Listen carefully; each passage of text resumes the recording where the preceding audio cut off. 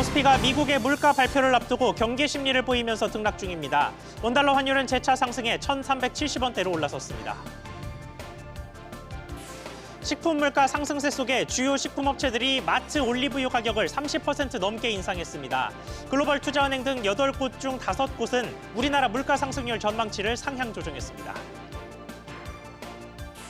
미국 정부가 중국산 전기차에 100% 관세를 부과할 것으로 보입니다. 국내 업체들에겐 중국에 의존하고 있는 원자재가 변수입니다. 주택가격이 오를 때 양도세가 1% 올라가면 집값도 0.2% 올라간다는 연구 결과가 나왔습니다. 집값 상승에 대한 기대 속에 세금 인상이 오히려 매물만 줄여 가격이 오른 것으로 분석됐습니다.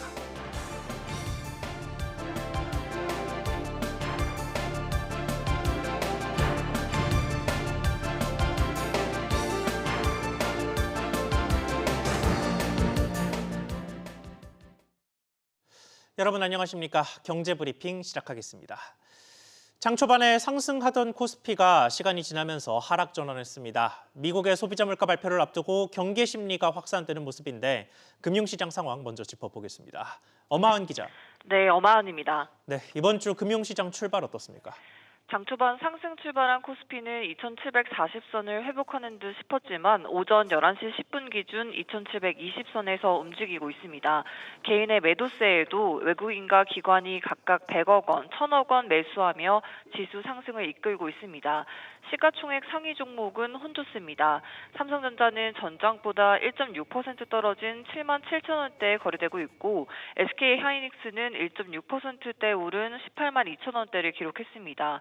일본 라인 경영권 매각 논란이 확산되고 있는 네이버 주가는 184,000원대에 거래 중입니다. 코스닥 지수는 지난주보다 1.2% 떨어진 850선에서 거래 중입니다. 서울 외환시장에서 원달러 환율은 직전 거래일보다 0.25% 오른 1,371원대에서 거래되고 있습니다. 네, 시장 전반적으로 경계 심리가 짙은 모습이죠. 네, 오는 15일 미국의 4월 소비자 물가지수와 생산자 물가지수 발표를 앞두고 있기 때문입니다. 결과에 따라 외국인 투자자의 움직임이 달라질 것으로 보입니다. 시장에선 소비자 물가지수가 전년 동기 대비 상승률이 3월보다 둔화할 것으로 기대하고 있습니다. 앞으로 나올 연준 인사들의 발언도 증시 변동성에 영향을 미칠 것으로 보이는데요. 앞서 지난 주말 뉴욕 증시는 연준 당국자들의 매파적 발언에 혼조세를 보인 바 있습니다. SBS 비즈 엄하은입니다. 반도체 수출이 이번 달에도 힘을 냈습니다. 5월 초순 수출이 10% 넘게 증가했는데요. 월간 수출액은 지난해 10월부터 지난달까지 7개월 연속 증가세를 이어갔습니다. 우형준 기자. 네, 우형준입니다. 네, 아직 5월이 초반이기는 합니다만 이번 달에도 수출이 아직까지는 좋습니다. 네, 관세청에 따르면 이달 1일에서 10일 수출액은 168억 1,100만 달러로 지난해 1분기보다 16.5% 늘었습니다. 조합일수를 고려한 일평균 수출액도 16.5% 증가했습니다. 품목별로 보면 반도체 수출이 52% 늘었습니다. 반도체 수출액은 월간 기준으로 지난달까지 6개월째 두 자릿수가 넘는 증가율을 보이고 있습니다. 이 밖에 석유 제품 14.1%, 승용차 8.9%, 선박 193.6% 등도 호조를 보였습니다. 네, 그러면 수출 국가별 상황은 어땠습니까? 네, 국가별로는 중국이 9.7%, 미국이 12.5% 등으로 수출이 증가했습니다. 대중국 수출액은 35억 1,100만 달러로 대미국 수출액 28억 6,300만 달러를 웃돌았습니다.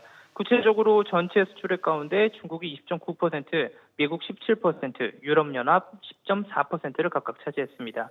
이달 1일에서 10일 기간 수입액은 173억 6,600만 달러로 1년 전보다 6.7% 줄었습니다. 특히 반도체 제조 장비가 마이너스 25.5%, 석탄과 승용차는 각각 마이너스 44.7%, 마이너스 53.3% 수입이 줄었습니다. 반면 반도체와 석유 제품은 각각 10.1%, 42.5% 수입이 늘었습니다. 수출액에서 수입액을 뺀 무역 수지는 5억 5,400만 달러 적자를 기록했지만 월간 무역 수지는 지난달까지 11개월째 흑자를 기록하고 있습니다. SBS 비즈 우영준입니다. 이렇게 회복되는 수출에 정부는 힘을 더 보태기 위한 대책들을 속속 내놓고 있습니다. 올해 2조 8천억 원 규모의 신규 벤처펀드를 조성하고 최근 수출 회복의 주역인 반도체에는 10조 원 이상의 지원 프로그램이 마련됩니다. 안지혜 기자. 네, 안지혜입니다. 네, 우선 정부의 예산에서 부처 간 칸막이를 허물기로 했죠. 네, 최상무 경제부총리 겸 기획재정부 장관은 오늘 회의에서 내년도 정부 예산은 부처 간 협업을 대폭 강화해 개별 부처가 아닌 국민의 입장에서 편성하겠다라고 말했습니다.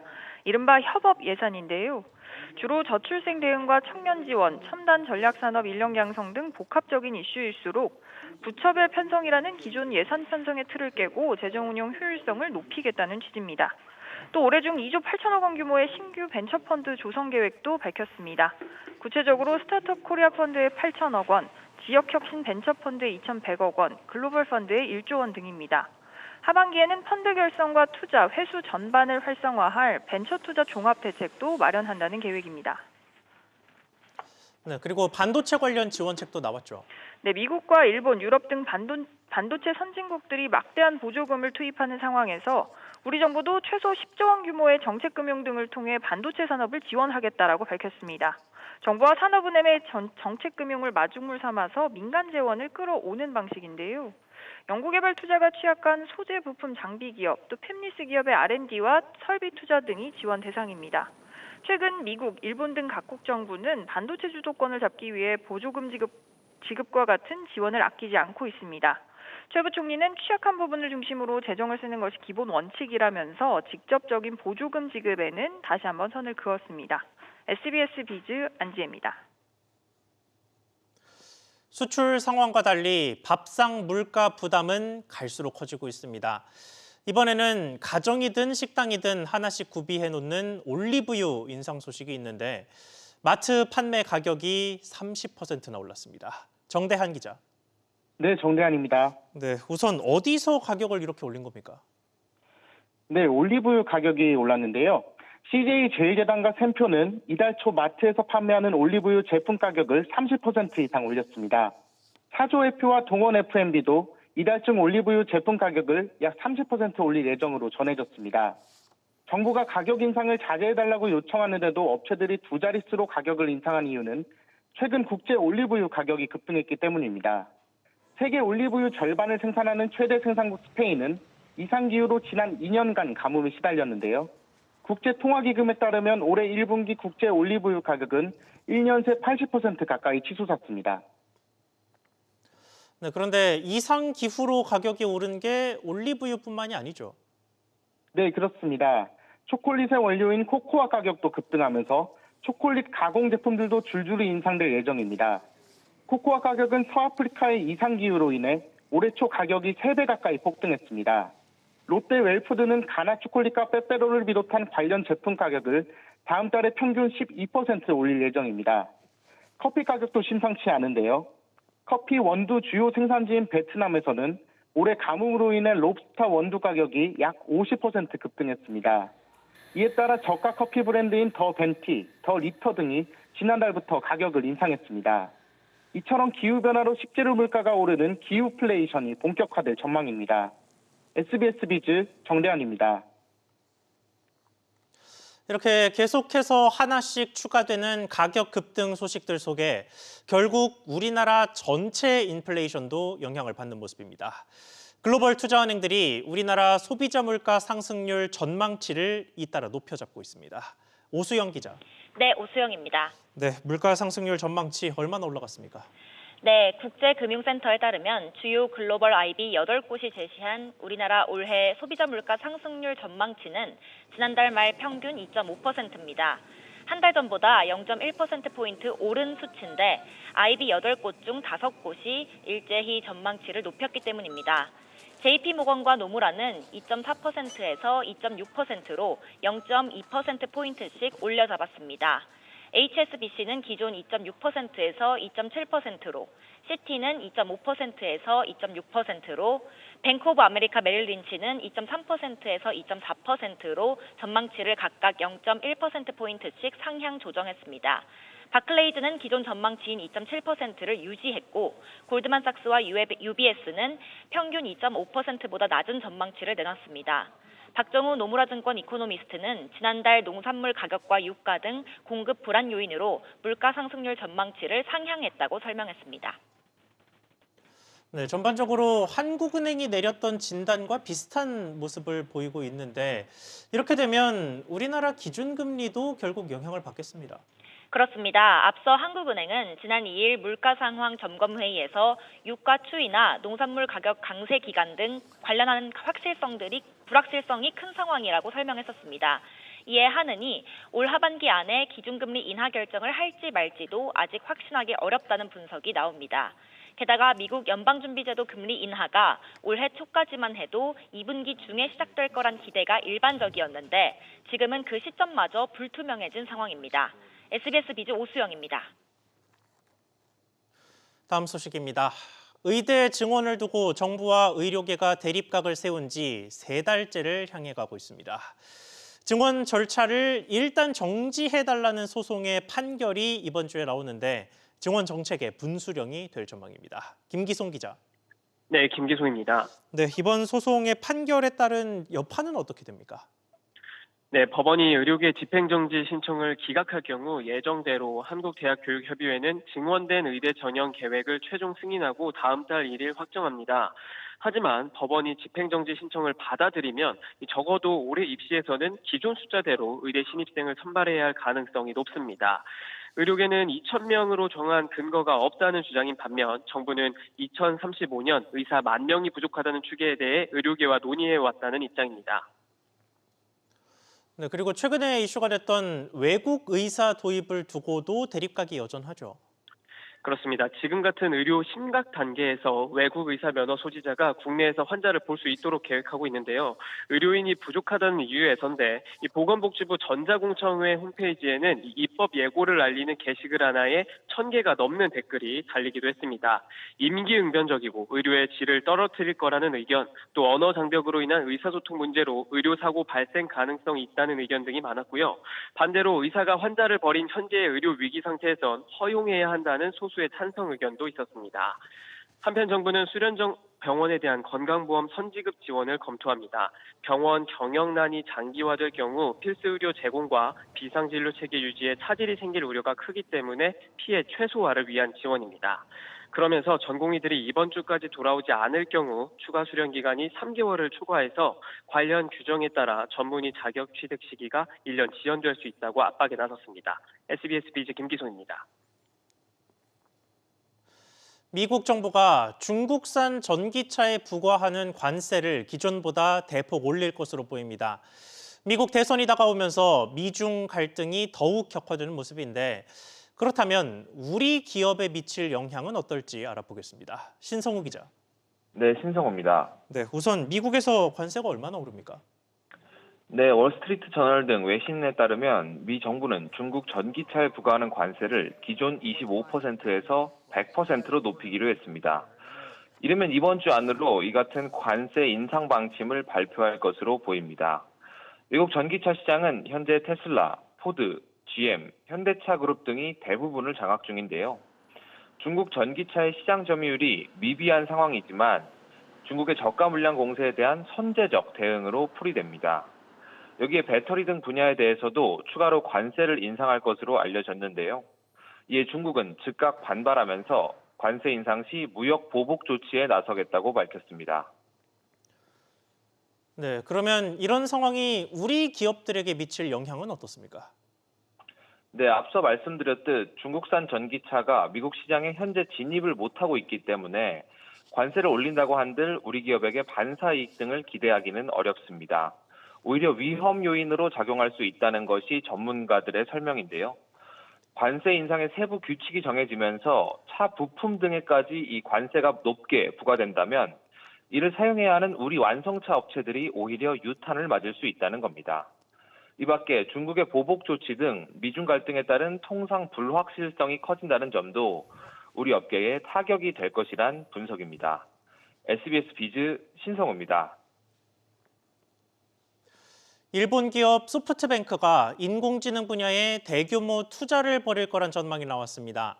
이 투자가 일본 정부의 네이버 라인 지분 매각 압박과도 맞물려 있다는 분석인데 자세히 알아보겠습니다. 신채연 기자. 네, 신채원입니다. 네, 우선 소프트뱅크의 투자 내용부터 살펴보죠. 네, 소프트뱅크 그룹의 손정희 회장이 AI 혁명에 대응할 사업 준비를 구상 중이며 최대 88조 원 투자가 전망된다고 어제 니케이 신문이 전했습니다. AI 전용 반도체 개발에 나서겠다는 건데요. 소프트뱅크는 미국 엔비디아처럼 팹리스 형식으로 내년 봄에 시제품을 시작해 같은 해 가을 양산하는 걸 목표로 하고 있습니다.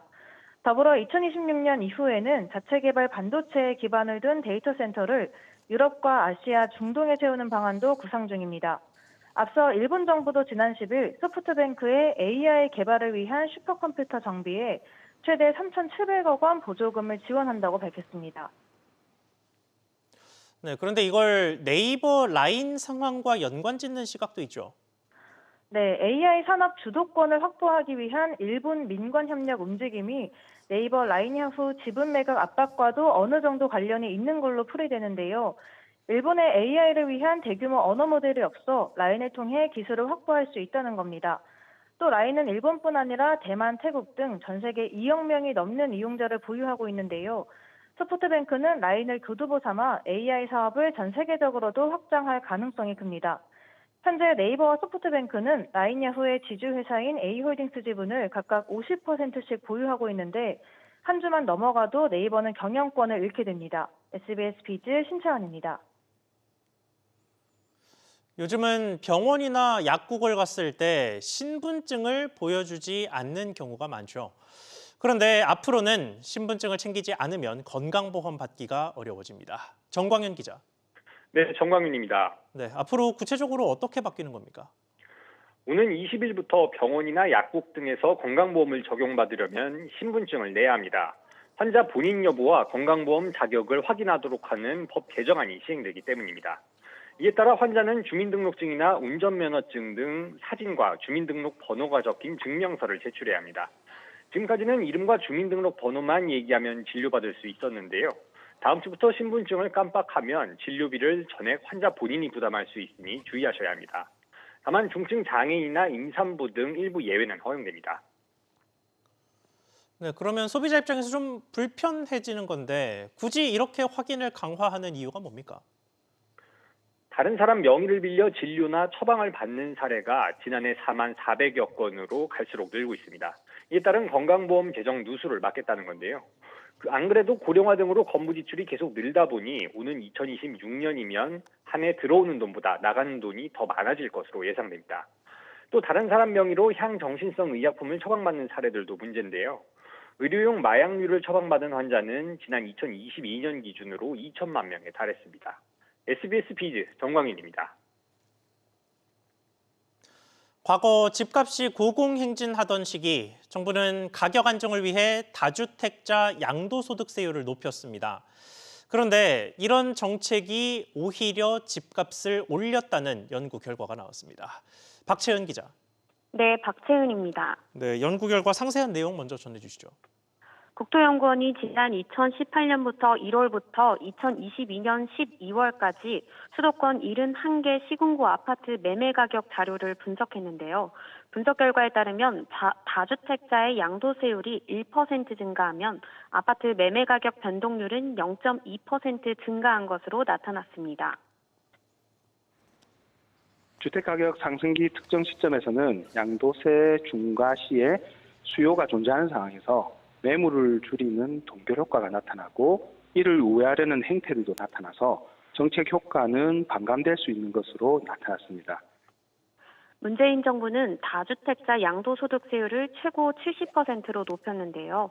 이에 따라 현행 소득세법의 양도세 기본세율은 6에서 45%지만 2주택자에게는 기본세율의 20%포인트, 3주택자 이상은 30%포인트를 더 매겨 부과했습니다. 그러나 주택 가격 상승 후반기에 양도세를 강화할 경우 매도를 더욱 위축시키거나 매도 가격을 상승시킨다는 게 연구진의 설명입니다. 네, 그러니까 세율을 강화하려면 그 강화의 시기가 중요하다라는 얘기인데 현 정부는 다주택자의 양도세 중과를 한시적으로 배제하고 있죠. 그렇습니다. 윤 정부는 부동산 시장의 연착륙을 위해 내년 5월까지 다주택자에 대한 양도세 중과를 한시적으로 배제하기로 했는데요. 현 정부의 정책 방향에 대해 국토형 관계자는 현재와 같이 주택가격 하락기와 관련된 정책 효과는 이번 연구 내용에 포함되지 않아 아직까지 판단하기 어렵다고 말했습니다. SBS 비즈 박채은입니다. 정부가 추진 중인 기업 밸류업 프로그램이 구체적인 세제 지원책이 빠져 있어 속빈 강정이란 지적을 꾸준히 받고 있죠. 이런 가운데 최상목 경제부총리가 밸류업 참여 기업에 대한 상속세 부담 완화를 시사하면서 다시 장작을 넣고 있습니다. 김동필 기자. 네, 김동필입니다. 네, 그러니까 밸류업 인센티브 추가를 검토 중이라는 얘기죠.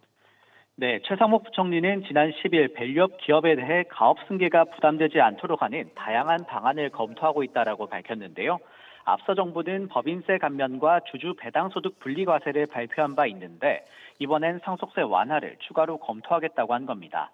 최 부총리는 과거와 달리 각기 의견을 묻는 자리를 마련해서 구체적인 안을 논의하겠다라고 강조했는데요. 앞서 윤석열 대통령도 지난 3월 독일은 조건을 충족하면 기업 규모와 관계없이 최대 100%까지 감면해 준다라면서 공제 대상을 대폭 늘리겠다는 뜻을 내비치기도 했습니다. 네, 이게 기업의 창업주 입장에서는 굉장히 고민이 되는 부분이라 기업 입장에서는 상속세가 핵심 유인책이 될 수도 있겠습니다. 네, 그렇습니다. 그간 시장에선 과도한 상속세 부담이 문제란 지적이 제기되어 왔는데요. 기업 가치를 높이면 상속세 부담이 더 늘어나기 때문에 최대 주주 입장에서 그럴 이유가 없다는 주장입니다. 밸류업 정책에서도 기업의 참여를 이끌 구체적인 인센티브 발표가 빠지자 기업 자율성을 강조하는 당국의 외침이 투자자에게 공허하게 다가왔습니다. 비판을 의식한 당국도 간담회와 해외 세일즈에 연일 나서면서 불시 살리기에 나선 상황이라서 상속세 완화 카드는 충분한 설득력을 가진다는 관측입니다. 다만 192석을 가진 야당 설득은 여전히 과제로 남아 있습니다. SBS 비즈 김동필입니다.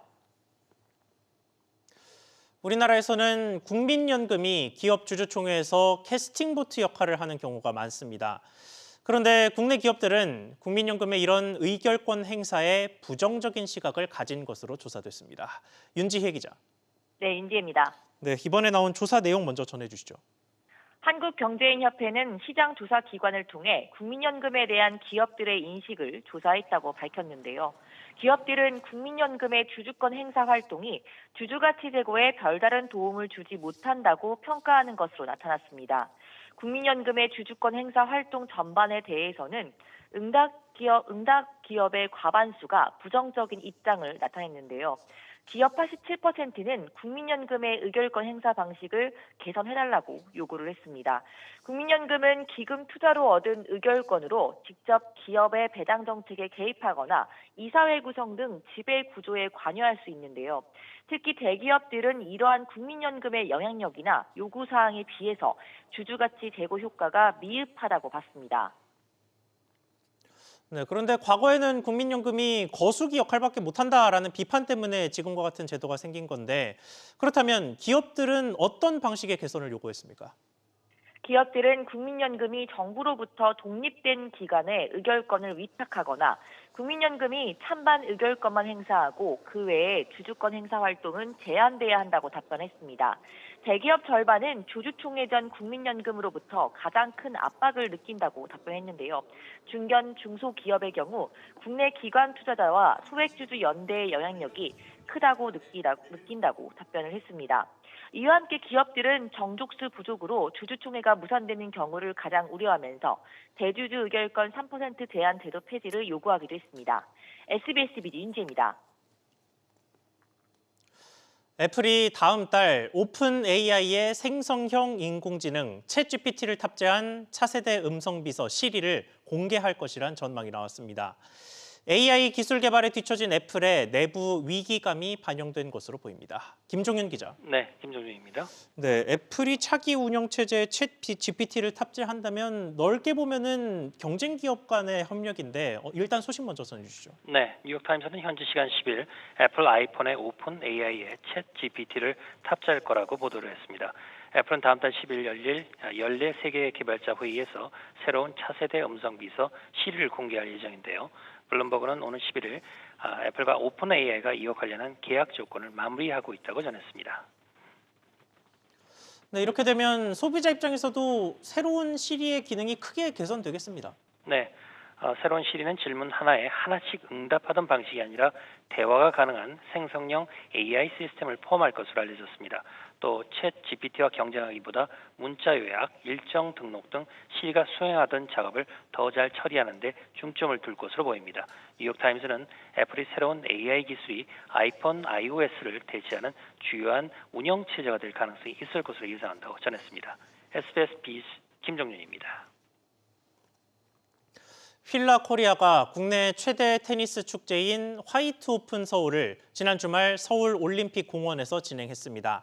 행사에선 대한장애인 테니스협회 선수들의 휠체어 테니스 경기와 대학부 피클볼 매치, 이형택 감독의 레슨 등 다양한 체험 행사가 펼쳐졌습니다. 서브 스피드도 재고 다른 클럽과 교류도 하고 다양한 콘텐츠 즐길 수 있어서 너무 좋고요. 저희 휠라는 테니스를 대표하는 글로벌 스포츠 브랜드로서 참여하고 또 즐길 수 있는 그런 테니스 문화를 확산하는 데 최선을 다할 계획입니다.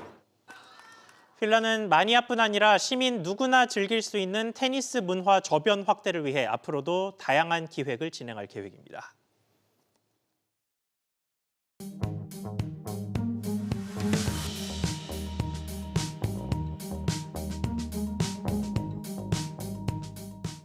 안녕하세요. K웨더 공기질능센터에서 전해드리는 대기오염 예보입니다. 현재 공기질은 전국 대부분 지역이 보통 단계를 보이는 가운데 중서부와 영남 일부 지역으로는 먼지 농도가 일시적으로 높게 올라 있습니다. 서울은 독산 2동과 4동, 시흥 2동이 좋음 단계로 공기질 가장 깨끗하고요. 개포 4동과 1동, 도곡 2동은 나쁨 수준으로 공기질 워스트 지역입니다. 서늘했던 아침과 달리 낮엔 기온이 오르겠습니다. 낮 기온 서울 24도, 광주가 25도 보이겠고요. 맑은 하늘이 이어지면서 오늘 오후 보통 수준으로 공기질 깨끗하겠습니다. WHO와 환경부 기준으로 전국 미세먼지 농도 보통 단계가 예상됩니다. 내일부터 주말까지 중서부는 공기질이 탁한 날들이 많겠습니다. 일교차 큰 날씨에 체온 조절과 호흡기 건강 신경 써주시기 바랍니다. 지금까지 대기오염 예보였습니다.